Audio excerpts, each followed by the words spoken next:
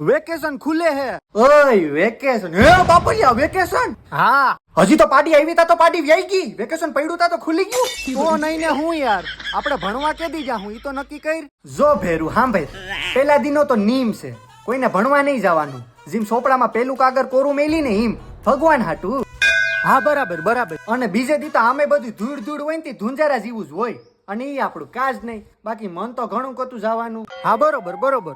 અને ભેરું આમે પેલા અઠવાડિયે તો સાહેબુ દેહ પરદેહ થી હે ને પાછા આવતા હોય ભણાવવા ન પૂગે, તો આમાં આપણે કેમ પૂગવું? હા બરોબર બરોબર. અને બીજા અઠવાડિયે કોઈ છોકરા નો આવે, ઈને એમ કે પેલા અઠવાડિયાની જે મઈ છે. હવે તું જ કે કોઈ નો આવે ને આપણે બે જાય તો વેવલીના નો કહેવાય. હા બરોબર બરોબર. ને ત્રીજા અઠવાડિયે તો સાહેબે નવું પ્રકરણ હાલતું કર્યું હોય તેની પસ્તાવના હાલતી હોય. ભાઈ પસ્તાવના નહીં, પ્રસ્તાવના. હા ભેરું પસ્તાવના, અને ઈ પસ્તાવના તો આપણે આવડતી જ હોય, તો હું જાવું.